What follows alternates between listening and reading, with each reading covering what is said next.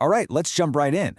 We've all felt it, right? That nagging feeling that something's missing, that sense of dissatisfaction. But what if that feeling wasn't just a bug, but a feature? Today, we're diving into Friedrich Nietzsche's really powerful idea that how you deal with your own discontent can actually reveal the very core of who you are. So let's just start with that question right there. Seriously, think about it for a second. The last time you felt really dissatisfied, what was your gut reaction? What did you want to do? Because according to Nietzsche, your answer to that question puts you on one of two very different paths. So this whole idea comes from Aphorism 24 in Nietzsche's book, The Gay Science. And he argues that, look, feeling discontent is totally universal. Everybody feels it, but it's our reaction to it that really defines us. He says it reveals the fundamental taste of our soul. Pretty deep, right? So here's our game plan for today. We're going to start with this universal feeling of discontent. Then we'll explore the two paths Nietzsche lays out, what he calls the path of taking and the path of giving. After that, we'll see how this applies to our modern world. And finally, we'll look at how to reframe dissatisfaction as, believe it or not, a gift. Okay, so let's start at that fork in the road. Again, that feeling of discontent, it's not unique to you. It's a fundamental part of being human. But Nietzsche says it's at this exact moment of discomfort that we face a critical choice, one that reveals the whole direction of our life. So Nietzsche splits our responses into two major camps, and it all depends on where they come from. Is your dissatisfaction fueled by a feeling of inner poverty, a sense of lack, or is it born from an inner abundance, a feeling of overflow? This distinction is absolutely everything because it creates two completely different types of ambition. Let's dig into that first path. First up, we have the path of taking. Nietzsche calls this the common path. And this response is born from a sense of emptiness, like there's an internal void. The person on this path is desperately trying to grab things from the outside world to fill that void. The diagnosis here is really key. This kind of dissatisfaction comes from a feeling of being powerless, of having a hole inside you. So the person on this path thinks the solution has to be external. You know the thinking. If I could just get that car, or if I just had that promotion, or that many followers, then I'd finally feel okay. And this leads to a frantic, endless chase for more. More money, more status, more stuff. It's like a spiritual treadmill, but here's the crucial point. It's not actually about the things. It's about trying to silence what Nietzsche calls a deep disgust with oneself. You basically become a slave to your own desires, always chasing that next external high. And here's Nietzsche's pretty grim conclusion for this path. It just doesn't work. The void is never filled because the problem was internal all along. This desperate chase only leads to a loss of dignity and a life spent in spiritual poverty, no matter how much stuff he managed to acquire. But what if the response was completely different? Let's move on to the second path, the path of giving.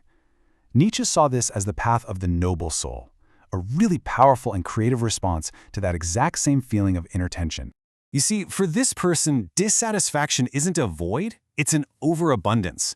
It's a prodigious tension inside, a surplus of creative energy that just has to get out.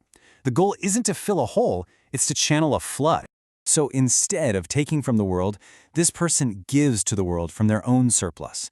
They create, they build, they transform their environment to match their inner intensity. They resolve their tension not by consuming, but by creating. And they become, in Nietzsche's incredible phrase, a lawgiver for their own life. And for Nietzsche, this is the engine of all human greatness. This higher kind of dissatisfaction is what gives birth to geniuses, to heroes, to massive cultural shifts. It's the source of a deep, ancient pride that comes from self-mastery, not from getting likes or approval. This quote just nails it, doesn't it? Nietzsche is basically demanding that we get honest with ourselves. We have to develop an intellectual conscience to figure out the true source of our own drive. Are we acting out of a greed that comes from emptiness, or an abundance that comes from being full? Now you might be thinking this is all just some dusty 19th century philosophy, but wow, it feels like he could have written it yesterday. The source text argues that our entire modern society is basically built to encourage one of these paths over the other. So the argument goes like this. After the death of God, Nietzsche's famous idea about the erosion of traditional values, a kind of spiritual vacuum was left behind. And we try to fill that void with, well, with stuff, with materialistic clutter. Our society's unconditional duty to just work and consume ends up smothering that noble creative drive, and we risk stagnating. So the stakes here are actually incredibly high. If our society only values the common path of taking and consuming, we lose access to that higher dissatisfaction. We lose those dangerous sparks of creativity and transformation that stop us from becoming a comfortable but ultimately shriveled herd. And this brings us to the final, and I think the most empowering part of all of this. Nietzsche asks us to completely flip the script.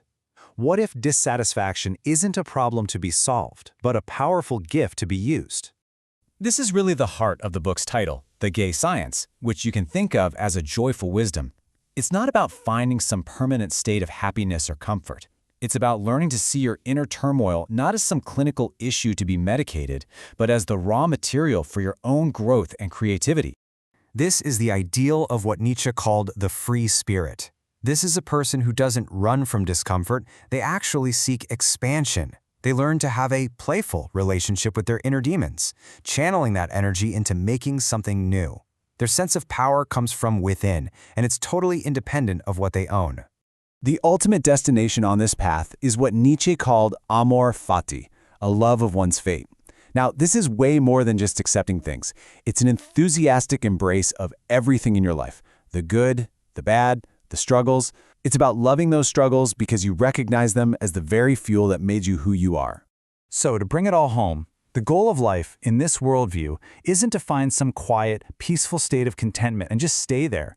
The goal is to be a dynamic force of nature, always growing, always challenging yourself, and using your dissatisfaction as the engine to become something more. And that leaves us with one final, pretty powerful question to reflect on. Take an honest look at your own drive, at your own ambition. Is it coming from a hungry void that needs to be filled? Or is it coming from an abundant wellspring that needs to overflow? The answer? Well, it just might change everything for you.